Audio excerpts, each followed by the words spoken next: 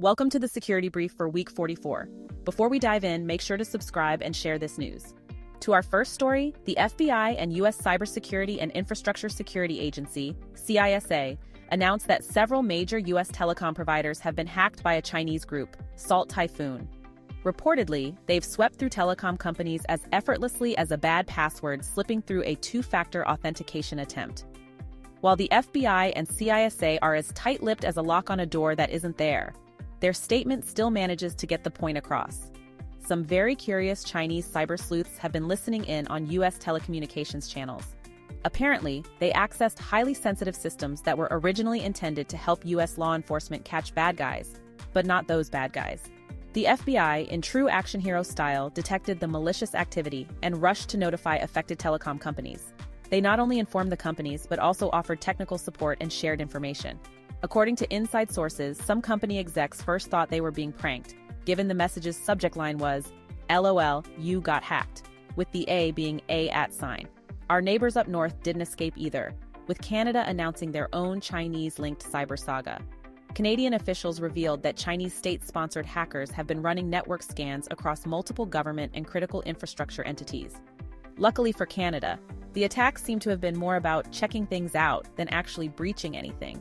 If you're a telecom company in the US or Canada, now's a good time to tighten those firewalls and enable security features you should have probably implemented during Y2K.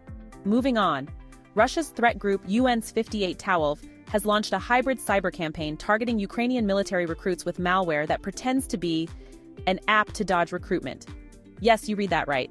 The app, charmingly named Sunspinner, is designed to look like a handy tool for avoiding military recruiters, but is instead brimming with malware aimed at data theft and espionage. UNC 58 Tawolf's version of civil defense doesn't actually impersonate any Ukrainian government agencies. Instead, it's a shadowy, friendly organization supposedly looking out for conscripts by offering helpful tools and advice. And as of Google's latest discovery, their Telegram channel has reeled in 80,000 members. We're guessing a few folks in that group are regretting their download decisions right about now. For Windows, users who install Sunspinner unknowingly download Pronsis Loader, a malware loader that then goes on to unleash more malware goodies, including Pure Stealer, the ultimate data kleptomaniac.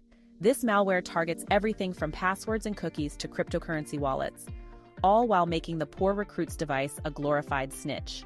Fortunately, Google is onto this tricks. They've beefed up Google Play protections to block this malware and flagged the domains linked to Sunspinner on Chrome's safe browsing feature. If you're a Ukrainian recruit feeling relieved, just remember, Sunspinner was only step one. Moving on, over 22,000 CyberPanel instances got hit with the PSAUX ransomware, taking almost every one of them offline. The attackers used a mix of technical sleights of hand to exploit some of CyberPanel's biggest security blunders, as outlined by security researcher Dreyan. It's like someone handed these hackers the keys and then invited them in for coffee.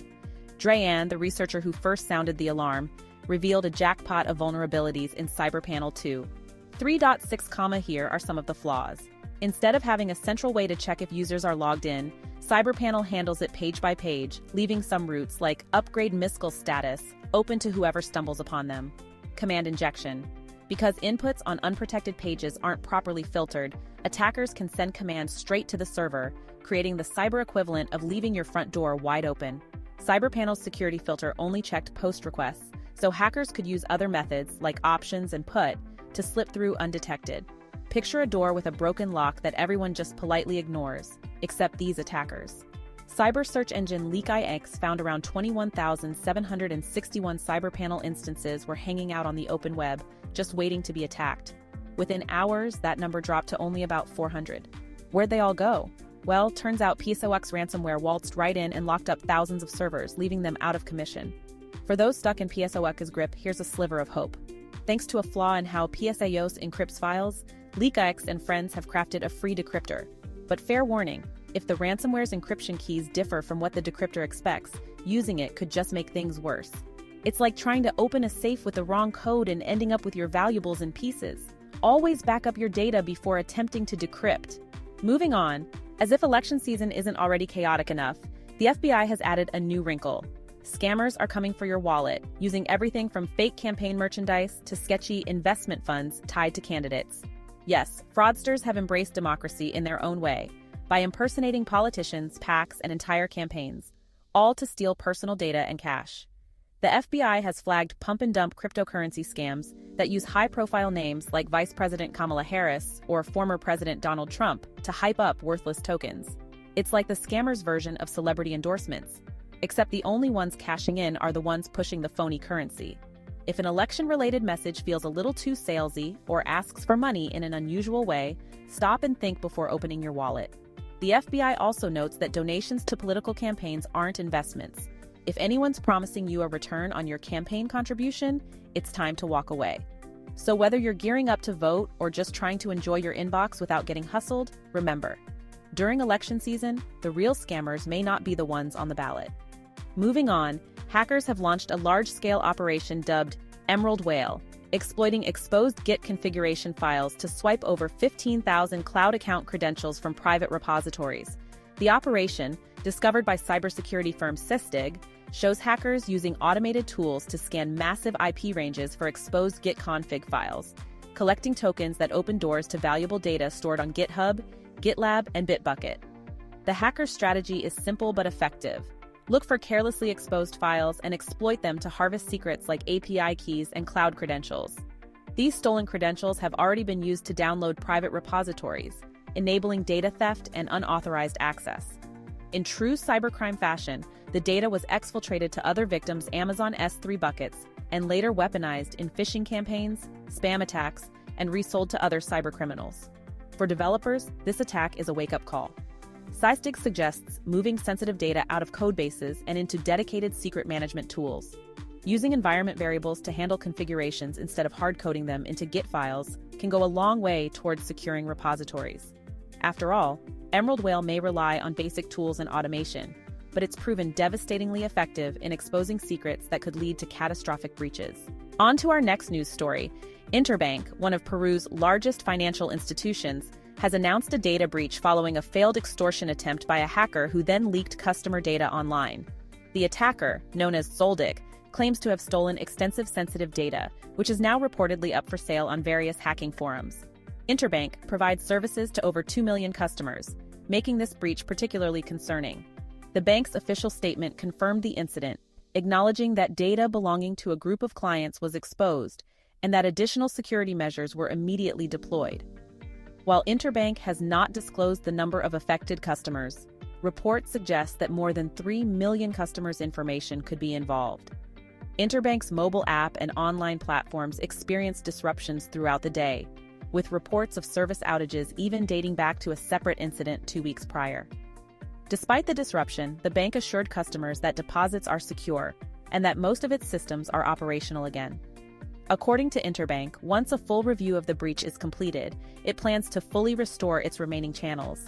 The hacker, Zoldyck, wasted no time posting samples of the stolen data online, claiming they now have full names, account IDs, birth dates, addresses, phone numbers, email addresses, credit card numbers, CVVs, expiration dates, transaction details, plaintext usernames and passwords, allowing account access from within Peru's IP block.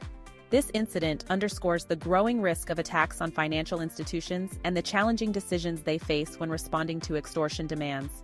For now, Interbank's priority appears to be reassuring customers of the safety of their deposits while working to prevent further data leaks. Moving on, in a scam that's been fooling shoppers since 2019, a phishing campaign called Fish and Ships has infected over 1,000 legitimate online stores, displaying fake listings for hard-to-find items.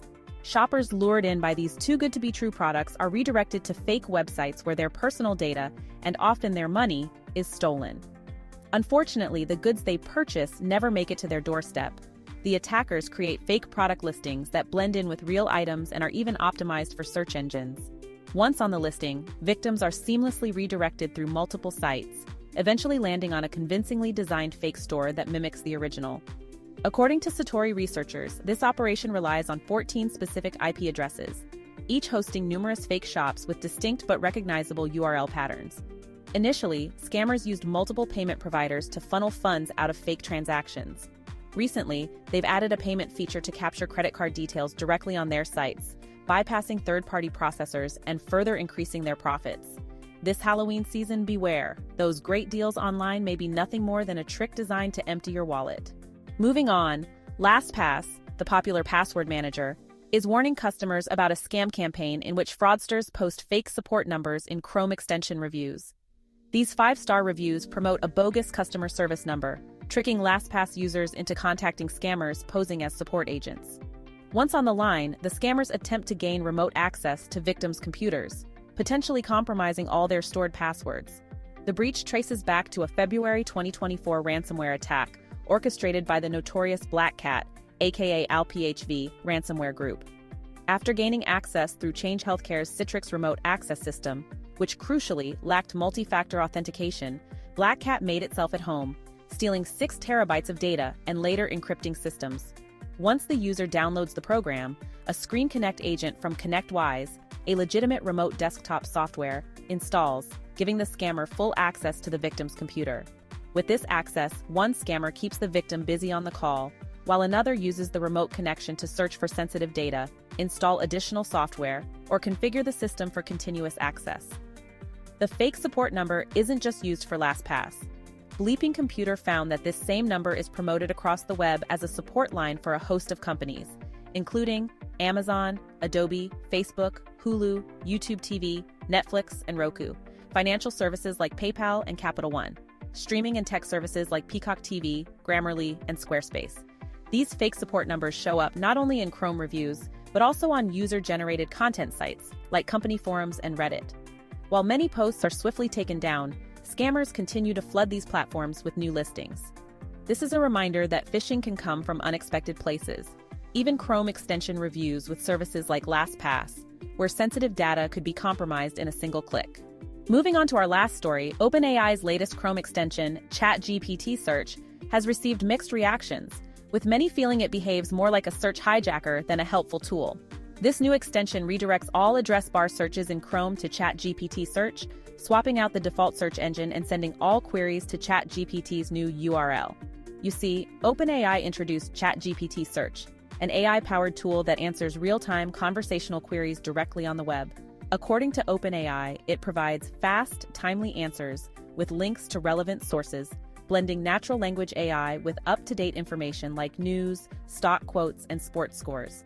However, several cybersecurity researchers quickly pointed out that the extension mainly just modifies the Chrome address bar to use ChatGPT Search by default, making it feel similar to the classic search hijacker behavior that many extensions exhibit.